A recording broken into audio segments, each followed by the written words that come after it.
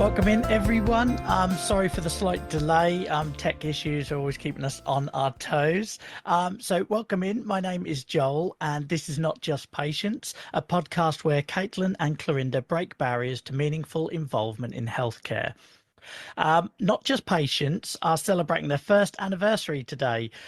They published their first episode on World Health Day, 7th of April 2024, 1 year to this day exactly.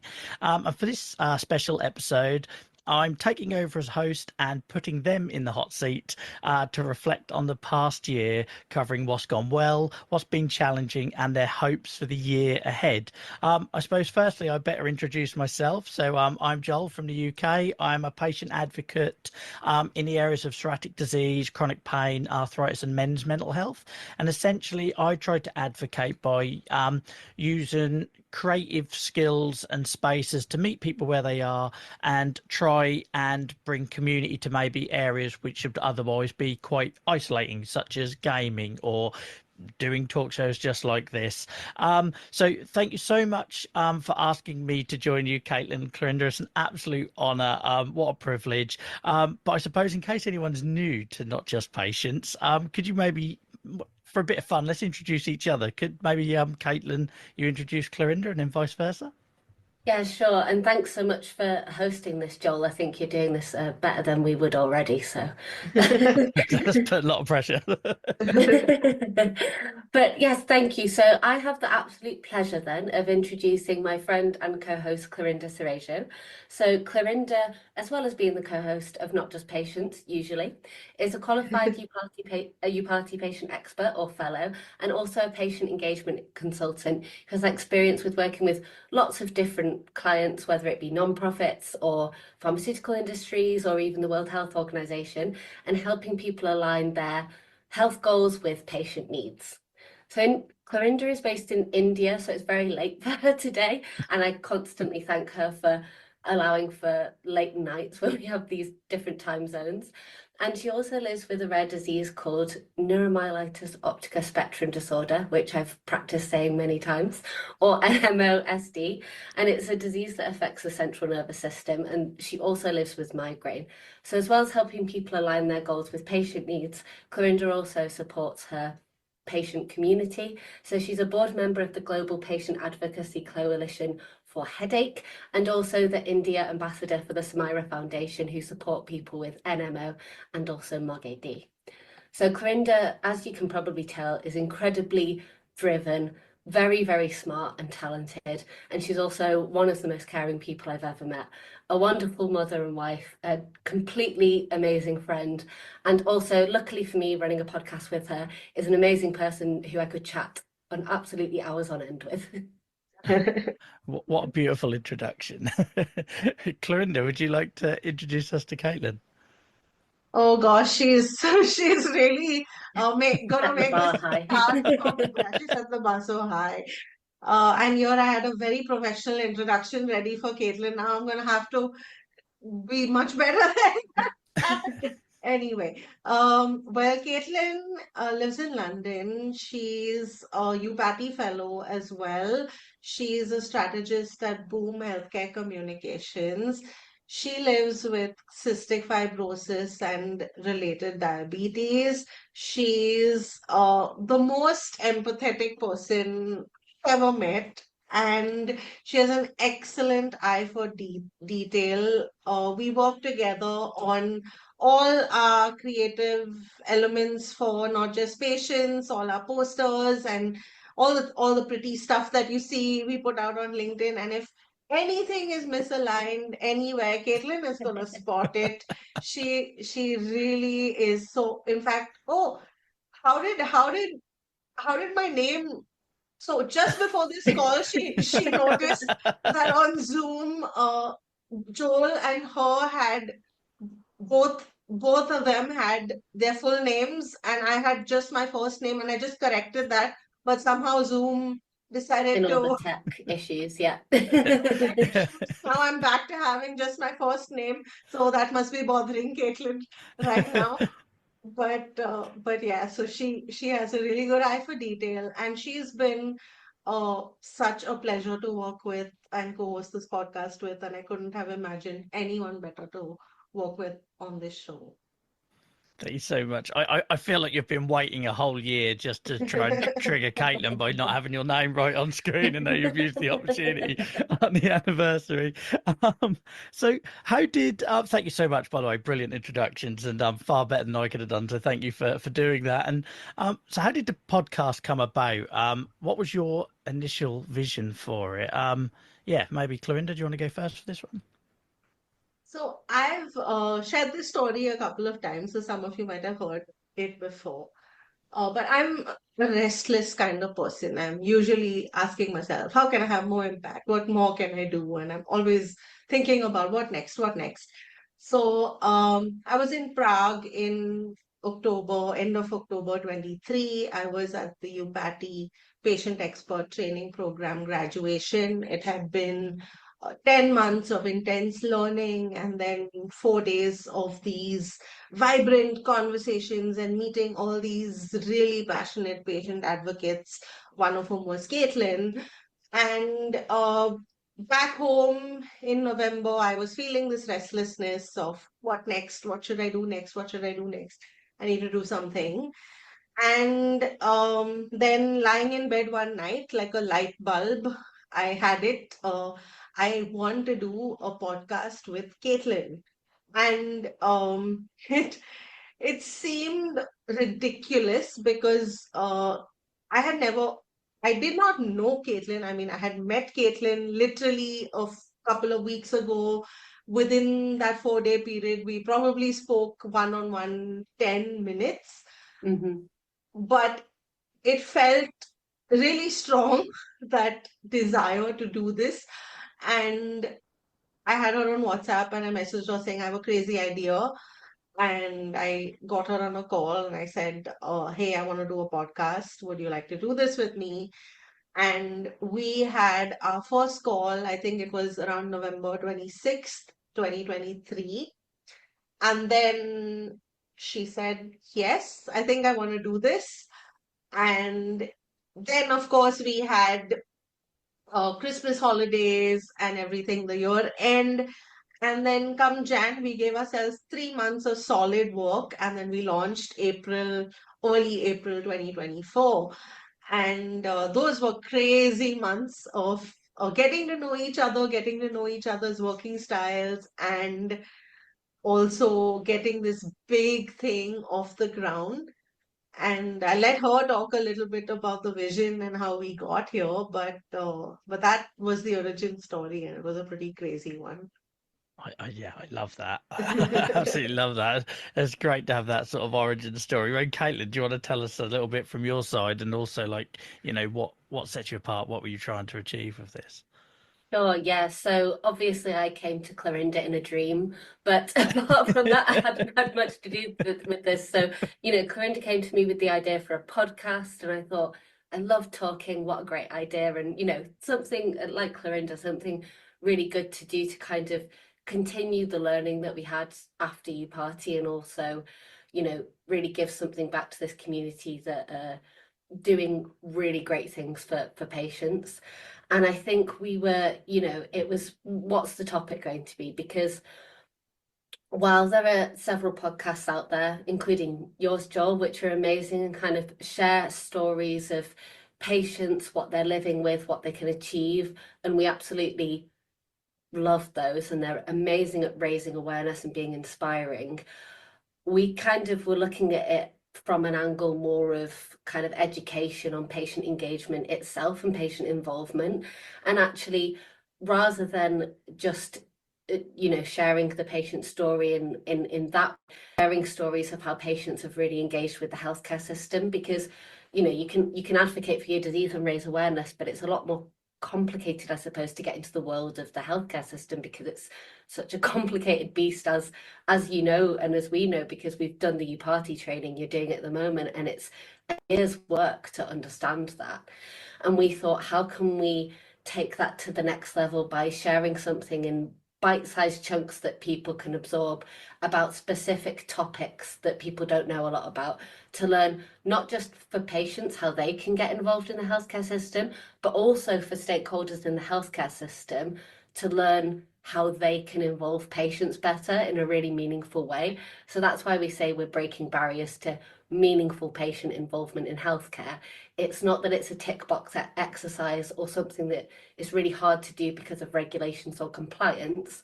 It's something that really makes the healthcare system work better, be more efficient, be more valuable for really everyone involved. So that was our vision, and as far as we could tell, there was nothing out there, so it was really providing value. There was no other podcast doing that kind of work. There are obviously people like You Party doing that kind of work, but they didn't have a podcast format. So we thought it could be a way to, increase accessibility to that kind of education and understanding.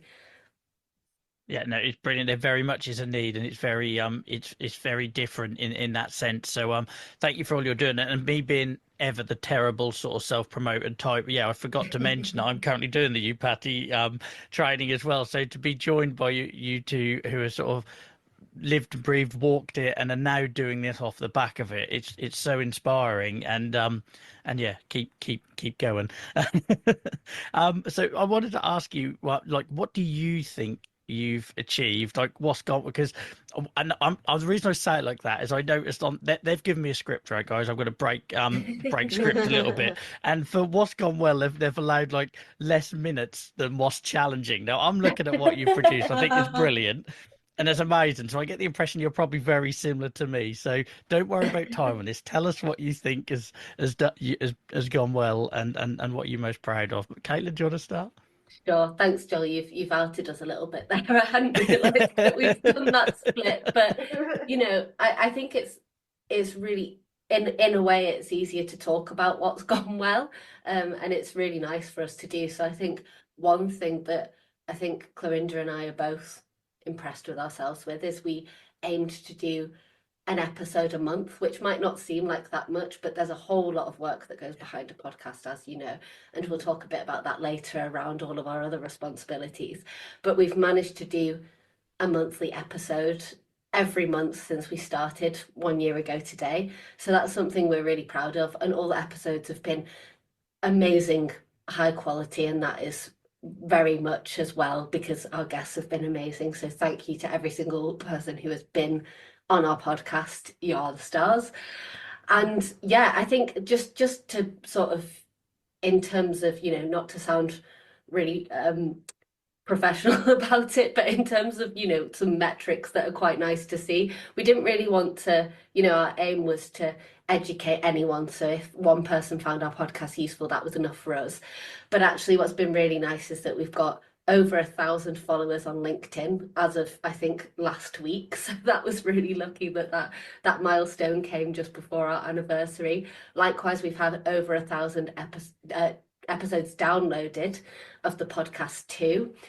One of our amazing followers has actually nominated the podcast for an award, which is really cool and unexpected. So it's a non-profit organisation award with Acquisition International, which we're waiting to hear back on, but to even be nominated in that category is fantastic. And yeah, we just have absolutely loved the feedback. We've had people who have really engaged in the space, really saying that this is something that's valuable, and they found the discussion interesting. We love that it sparked discussion under some of the posts that we've had, and that's really great, with people sharing their own experiences and thoughts and questions and feelings, and also just had some really lovely messages of people reaching out saying that they've really enjoyed the podcast and learned a lot from it. And I think that's more than we could have ever wanted. You need to give yourselves a lot of credit, and cause I don't know about you yourselves, but on this advocacy journey, it can feel like being in a hamster wheel a little bit. It's very hard to find the time to stop and take stock and appreciate what you've achieved, and you have done so much. So I wanted to give you more time to reflect on that. So thank you for answering that, and despite me applying the pressure, Clarinda, what has been your favourite thing about the podcast from year one?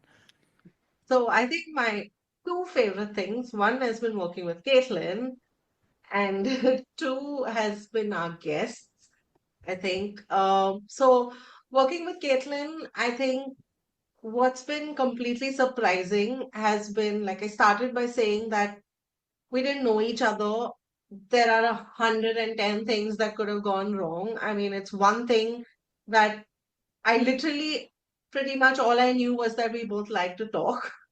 That's all I knew from the UPATI program, and Good where start. we both were both talkers.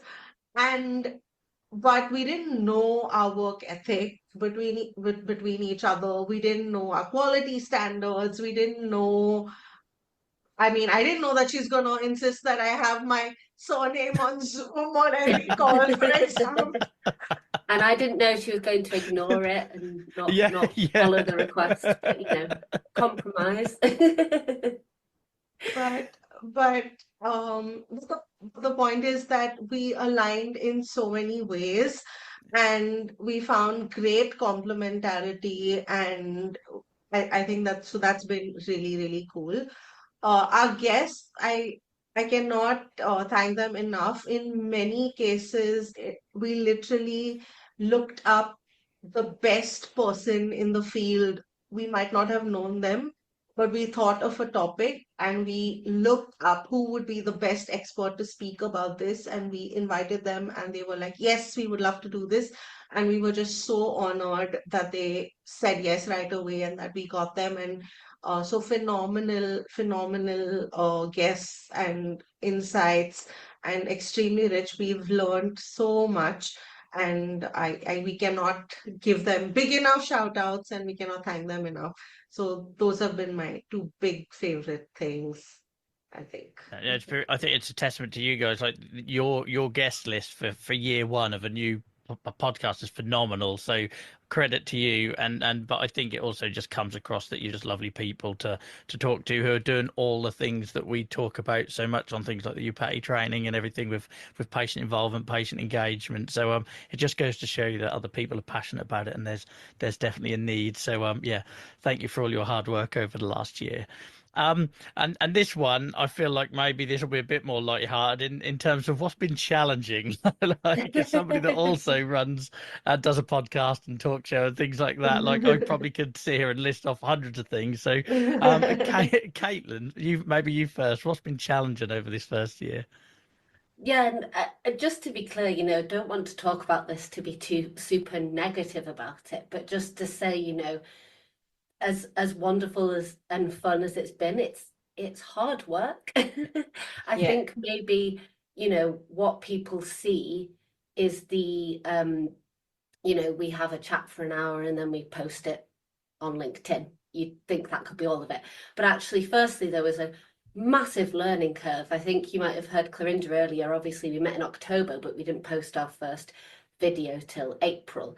And that was us figuring out, what exactly it is we want the podcast to be, what we want it to be called, how are we going to brand it, but also learning about hosting it and pushing it to directories, and do we have a website, and what equipment do we need, and what's our brand identity, and what do we want the tone to be. There were so many How to create conversations. a website, Yeah, how how to to I create a mean website. everything. Just We've done everything. Yeah. yeah, absolutely mental, the amount of things that we had to do, and that we still do and learn every day. But that initial learning curve was so steep. And we actually did a really cool exercise, early on. So, this is when we were getting to know each other and learn our learning styles and everything. But we did this exercise called a pre-mortem with this amazing person called Satyajit Root, who also happens to be Corinda's husband, Okay. and was sort of coaching us through, how to sort of set up this podcast for us. So we did this pre-mortem exercise, understanding almost what our fears would be, like what could make this podcast fail or die, which Okay. sounds I love like a that. really negative experience, but it really got all our fears out on the table, and kind of we identified, I think they were paper tigers, which are things that we're worried about but wouldn't really be an issue or kill the podcast, and then real tigers where, okay, these are things that can go wrong. How can we prepare ourselves for that and make sure that doesn't happen? Luckily, the podcast is alive and well, but I think that really got us to open up in a way that we maybe hadn't opened up to each other yet about our fears and worries, and then what we could do as a team to make sure that that didn't happen. And it really opened the lines of communication, which I think is one of the things that Clarinda and I have that really make this podcast, this team work. Yeah. And I think the second thing is just time management and capacity. So Clarinda and I both have full-time jobs. We're both managing, families and social lives and chronic diseases, of course. We are both patients. So we are dealing with our health all the time and managing it and making sure that we are as healthy as we can be, while also delivering work that we need to. And huge shout out to the company that I work for, Boom Healthcare Communications. They have been incredibly flexible and supportive when I take 2 hours out of my day to record a podcast, because I have to do it in work hours because of Clarinda's time. Clarinda's amazing and sometimes records podcasts at 11 p.m. like she is doing now. So it is really hard, and all those things that I talked about before, we edit, we do the promotional posts, we post it, we do all the admin, we do all the recruiting, we do all the briefing, we find people, we think of topics, we provide discussion guides and briefings. All of that we do ourselves, and it's hard to fit that in. We're only 2 people, so yeah, I think that's the thing that's most challenging, but we make it work because we're passionate about this topic and our podcast. Can so relate to that. Yeah, if you weren't passionate about it, you would not go through all those learning curves of learning to be an audio engineer and a website developer and a PR person and all that sort of stuff. So, Clarinda, is there anything you want to add to that in terms of the challenges? I think that, to add on to some of the things that Caitlin said, when she was talking about that early learning curve, all I can say is I'm so glad that ChatGPT happened around the same time as this podcast.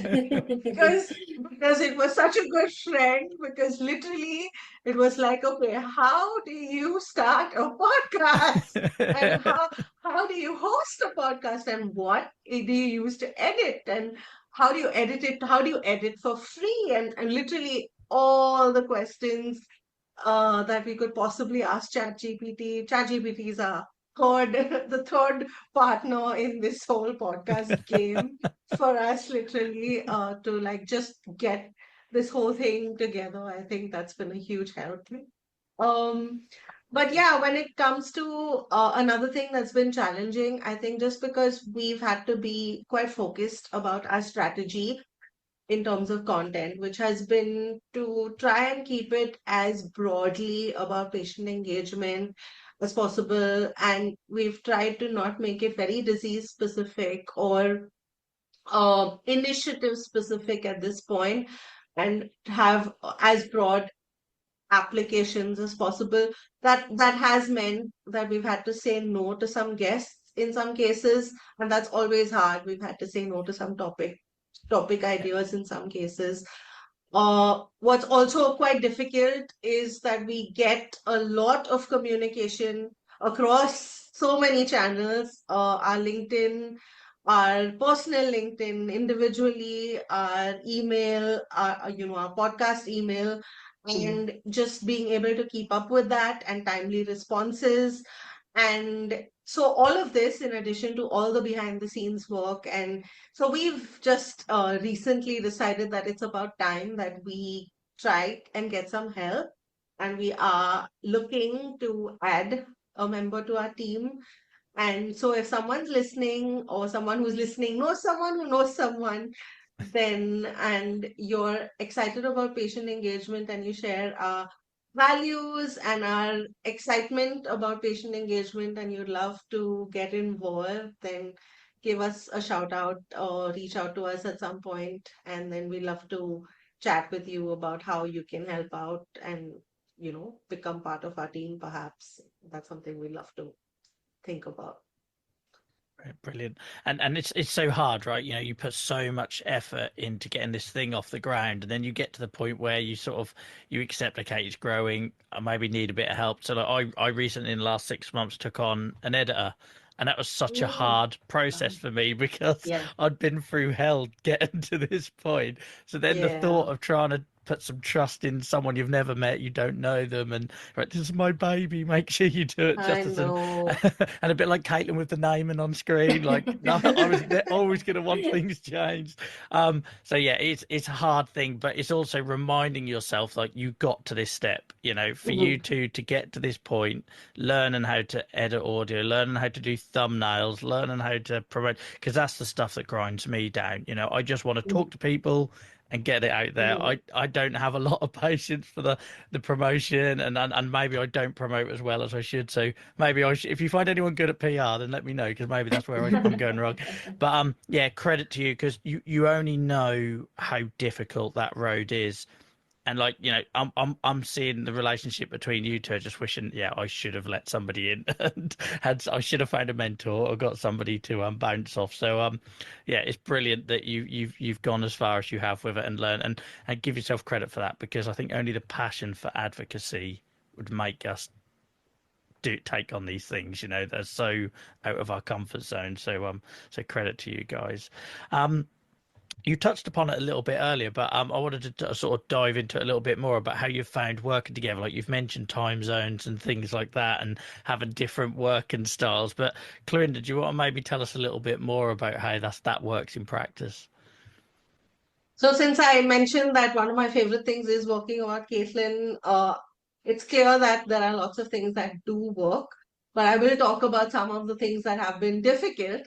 And so, for example, Oh no. You look nervous, Caitlin.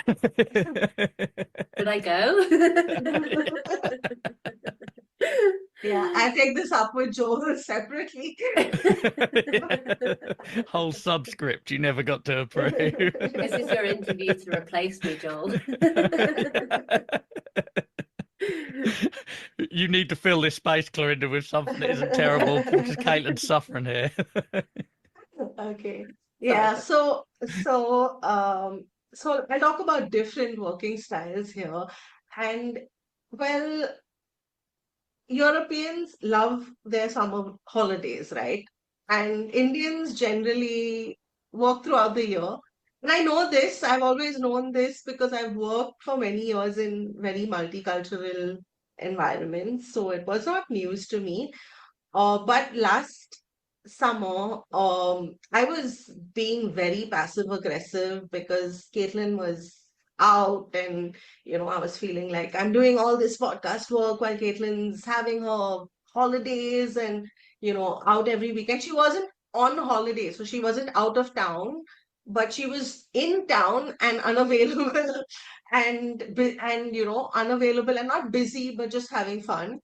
And so I was having all these resentful feelings and doing my podcast work and everything. And then after a point, I wrote her a long email saying, just telling her everything that I'm feeling and that I understand that it's your summer and you have your friends and family visiting from everywhere, and but I'm just feeling like I'm uh, doing more than my fair share of the work, and you're not pulling your weight, and it's really overwhelming for me because I have this health challenge and whatever.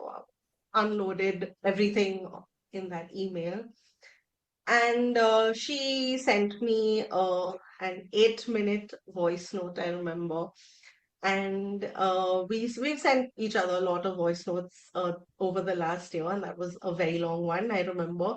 And she said, I get it, and I'm sorry. And I can see that you are putting in more than your fair share. But as important as this podcast is to me, so are my summer holidays, and so is my time off and my time with my family. And and I hope you understand that. And in September, I will pick up the slack again, and that's the best I can do. And that was enough for me, and it it was just that we were able to kind of have that kind of open conversation Yeah. where we could talk about our feelings. It didn't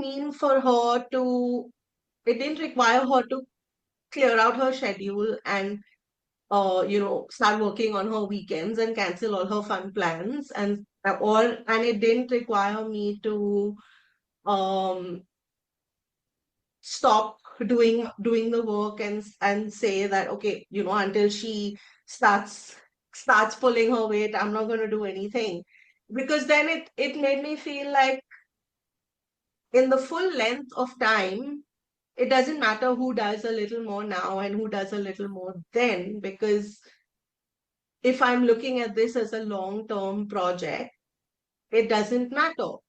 What matters is that right now I can do some, and next month she'll do some more. And so that's the kind of relationship that we've been able to build. And what I mean is that it's not been easy all the time, and there have been clear differences culturally, there have been clear differences in working styles that we have had to work through. But I think that what's been very similar is that we have been very honest with each other, and we've been very respectful of our honesty in our communication and open. And I think that's something that's really, really helped. And Mhm. otherwise, I don't think it would have been possible to work with somebody you don't know at all, and or because obviously you have all these feelings that come up when you work with someone new, and not being able to express those feelings would have really been a lot more challenging, I think. Yeah. And the fact that you're sharing that so candidly, it goes to show the strength of the relationship. And when you were saying that and that you used the word resentment, it made me think of like living with the chronic illnesses that we do and how important that communication is with loved ones, because so many Mm, times I Mhm. have bottled stuff up and I have not asked for mhm, help or put my hand up, and then the person just receives an explosion, everything. So mm. it made me think of that with living with the conditions that we do. So it's so important. Caitlin, I feel like you should have a right to reply and to add your view on the work in with Clorinda. Yeah, no, I mean it's an interesting story because obviously Clorinda felt like that and had every right to. And actually, when we spoke about it, I was actually, as well as the summer holiday stuff, I was also trying to move house, and Mm. work was really busy, and I was essentially burnt out, and the podcast had fallen to the bottom of my personal priority pile at that time, which meant Clorinda was picking up things that maybe I would have promised to pick up. And actually having that conversation was great because I knew she wasn't trying to guilt trip me. She was just trying to tell me that's how she felt. And I told her that's how I felt. And we said, let's make a proper plan instead of both harboring that feeling. And now we're a lot better at planning those things. So Clorinda will say, next week it's my birthday. I'm not working on the podcast. Or I went on holiday earlier this year and I said, I'm away for a week. I'm not going to look at my phone. I'm not even going to connect to the Wi-Fi. Don't talk to me. But because of that, I picked up a lot of more, like I did a big edit beforehand to make sure that it wasn't then left on Corinder as well. So it's just, and we do have to be flexible with each other because of our health conditions as well. One of us could very easily, not be feeling it, not feel well enough, not be able to do anything. And that's important, but what is also important is making sure that we do the jobs that pay our bills as well, Yeah, and the jobs that actually pay the bills, because it's not free to host a podcast. We're paying for the website, the hosting, the Zoom, everything Mhm. ourselves. So there are sometimes things that we need to prioritize over other things, and we just are really open with each other about that and try to be flexible as much as possible. And I think now that we've both done that for each other and we're a lot better at talking about it, it's, I'll pick that up for you here before anyone even needs to ask me to. So, yeah, I guess that's something that's harder about working in a team in a way, but it's also nice to not be all on your shoulders if you need a teammate to pick it up. Yeah, I'm very jealous. I'm very, and Mm, so it's my poor wife. Like my poor wife will normally get me constantly throwing ideas or frustrations, and she doesn't. She's not because she hasn't been through that journey. And also, I think like we've mentioned passion a few times tonight, and you do have to have that real fire in your belly for the cause, for patient involvement, patient mm, engagement, etc. To do this whole advocacy thing. I spent all but 1 week of my annual leave last year doing speaking engagements. And so the mhm, mhm, sacrifices that your family, your loved ones do, mm. and then a make, sorry, and then also like you touched upon there is also the financial stuff. The website doesn't just appear, and Yeah. the editor doesn't just appear, and so yeah, it takes a lot of work, and I appreciate sometimes it might be hard when people have got different competing priorities and interests and everything, but clearly you two having each other to bounce things off, like I say, it comes across so strongly, your relationship, and I really appreciate you sharing that so candidly, because yeah, it's an important side of it, and there's a lot of hard work goes into it, so thank you. And massive I want respect, Joel, for doing it on your own as well. Yeah, Just pushing yeah. it. I'm pretty sure it's driven me slightly mad by this point, like 5 or 6 years in, but Yeah, I think I would never have managed. I know that I would not have launched a podcast if I had to do it alone. No, me And the neither. thing is, you So don't dream of this stuff, right? You don't like if you're like me, you're not a kid who thinks, oh, I really want to be. Like this stuff terrifies me. It might not look like it, but it terrifies me. And I think we all had a lot of nervous energy before we went mm, live and everything. You do it because you're trying to help someone down the line, or you hope that it lands in the mm, laps of somebody who needs mhm. it. And I think only that mission would make you put yourself through all of this stress. And yeah, and advocacy, I think in itself could be quite a lonely journey. So that's why I'm so honoured to be asked to be with you here tonight, because yeah, it's so nice to have peers in this space, so thank you. um so on to looking forward. Obviously we're here for an anniversary. Year one is here and done. So what are your plans for year two? Maybe Caitlin, do you want to lead on this one? Yeah, sure. So, I mean, firstly, just to keep going, I think that hopefully we feel like what we've been doing has been working really well, but also there are so many more topics that we still have yet to cover. Some that come to mind include, we'd love to talk about patient involvement in policy. We'd love to talk about real world evidence generation. We'd love to talk about the movement at the moment to professionalize patient engagement. So they're just a few that we have in our mind, but there are so many more, and we'd love to have so many more guests on our show as well. So just keep going, ensure that we're, pushing ourselves a bit more now that we have the setup as well to get new people on, diverse representation, touch on maybe some topics that Clarinda and I are even uncomfortable with or less confident with ourselves, because it's really just about us learning as much as helping everyone else learn, and feeling like everyone else can learn with us. So if anyone's listening to this and they do have thoughts about guests or topics or ideas, then we'd love to hear them. And then the second thing is just doing a bit more activity outside the podcast in the way. It's really cool that we're sort of getting involved with other podcasts and podcasters. Like Joel, I know Clarinda's been on your podcast and now you're hosting ours, and we absolutely love that. And we know that there's lots of people listening to other people's podcasts who we can, you know, reach out to a bit more and expand our reach. And we've been invited on a couple of other people's podcasts, which is really cool. So this is a test run for me. I think this is the first time I've been a guest, even though it's on my own podcast. um, and then yeah, obviously we've had the nomination for the award, which would be fantastic. And if anyone else wants to nominate us for more awards, then of course we're very open to that as well. We've also been invited maybe to speak at some other events, at a congress or a specific event, almost as kind of hosts of a live event rather than of a podcast as well, or, host a special podcast episode. So, yeah, I mean, the world is our oyster a little bit, and we're just really excited to keep trying new things. Even for this episode, we have a guest host, we're doing it live. So, yeah, any ideas welcome, and we'll see what year two brings. Yeah, that's really exciting considering how much you've achieved in year one. Like, it's incredible, the numbers and the attention and everything, and rightly so. So I think if you keep taking yourself slightly out of your comfort zone of these things, which is horrible, like, but that tends to be the nature of these sort of things. Yeah, you're just going to go on from strength to strength. Chloe, did you want to add anything for what you're looking forward to for the year ahead? I think that one of our first conversations before we even started any of this was whether we wanted to look for sponsors, whether we wanted to do a sponsored podcast or do it all by ourselves.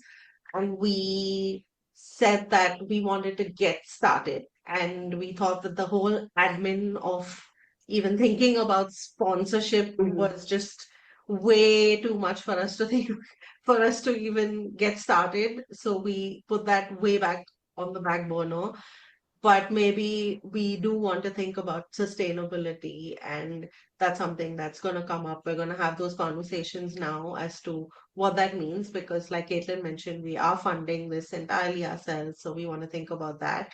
We want to think about adding to our team, like I mentioned. So what does growth mean? And those are conversations Caitlin and I are just about starting to have, in terms of where do we see this going, and what kind of growth are we hoping to have? Because now that we're 1 year in and we know that it's, people are loving it and everyone would like us to continue, and we definitely want to continue. We want to see where we want to go from here. So I think just waiting to see how big we can go, and how far. So yeah. You've certainly got an amazing foundation and sort of kicking off point into year two. So yeah, I wish you all the best with that. I've got a couple of quick fire questions, if that's okay with you, to throw in at the end here. And we've done well for time, so you're clearly professionals. Um, the first one is, what's something that the other person, and that's the key bit, the other person does before starting a recording, just to give us a bit of insight. So Clorinda, what does Caitlin do before every recording starts, apart from correct your name on screen? She gets herself a cup of tea. Is that the most British thing you've ever heard? Yeah, it is, but I'm the same. And Caitlin, what does Clorinda do before every recording? She goes and puts lipstick on. Okay. Good. To make sure that And she's feeling powerful and confident and ready. yeah, yeah. And the next one, what's an aha moment you remember from any of your episodes? Obviously, there's loads there, but Caitlin, maybe you first. What's an aha moment you remember from one of those? Yeah, I mean, there really, really are so many within each episode, but I think one that really made me think a lot was a conversation we have with Maya Zlatanova, who actually does her own podcast as well called Trials with Maya Z. And she said that she didn't like the phrase patient-centered because it implied that, everyone was sort of around the patient and looking at them and they're right in the middle and nothing else mattered. And that's sort of actually quite an unrealistic thing. And it made me think about that's a word that the industry be using a lot as sort of a buzzword, but it was interesting how it didn't really mean anything. And it kind of got me thinking about how saying patient centered is sort of a bit of a tick box.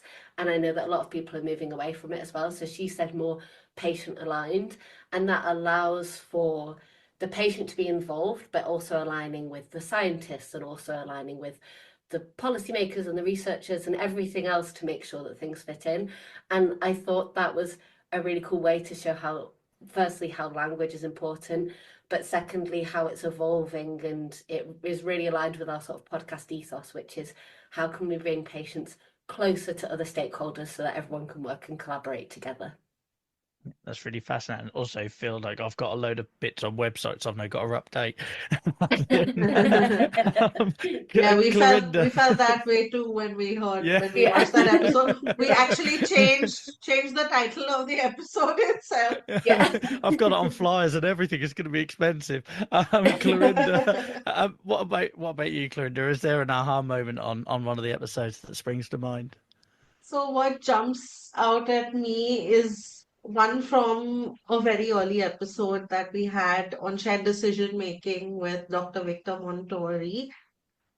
I asked him whether perhaps shared decision making isn't for all patients, because some patients actually do prefer the doctor to make all the decisions for them.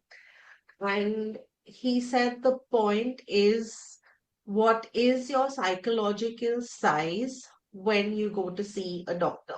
Are you really, really small and you're going to see this godlike figure who is sitting behind this desk and he is deigning to meet you and give you, something and treat you? Or is it just another person like you who has just studied something that makes him an expert in something? And even if the patient chooses for the doctor to make those decisions, it is very much the doctor's responsibility to close that gap and that change, shift that psychological size, and allow the patient to feel that they can ask those questions and that they don't feel so small that they're approaching this deity, that they don't have the right to ask questions or even question, yeah, anything. So I think that was really, really insightful, and that really stayed with me. Yeah, that's a great angle. And finally, you'll be pleased to notice the last question I'm going to throw at you. What's one word you would use to describe the past year on the podcast? And maybe if we could start with you, Clorinda, just one word. Learning, I think. And for you, Caitlin? Let's go with inspiring. Brilliant. This has been an absolute joy. I hope anyone watching it live or listening to it back has enjoyed it as much as I have. It's an absolute honour to be asked. As I probably hinted at earlier on in the conversation, advocacy has been quite a lonely journey for me, as so many of us. I've experienced tick boxes and tokenism, and having my story sort of used for profit and all these other things, these little pitfalls. So to be sitting here with two, I say peers, but I'm uncomfortable with it because I look up to everything that you guys have done and continue to do. So to ask me to join you on one of these, and obviously alive as well, is a great honour and privilege. So I'm very grateful. A very happy anniversary. Here's to many more years. Thank you to everyone that's watched it live, and I wish you all the best for the future. Thank you for having me. Joel, you're too kind, because we similarly look up to you in Absolutely. so many ways. And in fact, the first time when I told Caitlin that you've invited me to be on your show, she said, "What? He's such a superstar." So you're totally selling yourself short. But thank you so much for being here. It's been an honor and such a privilege to have you, and it's been a pleasure. Thank you, Joel. Yeah, absolutely agree with Clarinda, and also thank you just to all of our guests this year. You've all been amazing, and we couldn't have done it without you at all. And also everyone who's listened, interacted, engaged with any of the conversations, given us feedback. We really appreciate it, and it's amazing that we can provide something for people to help them learn and engage with the world of patient involvement. So thank you, everyone.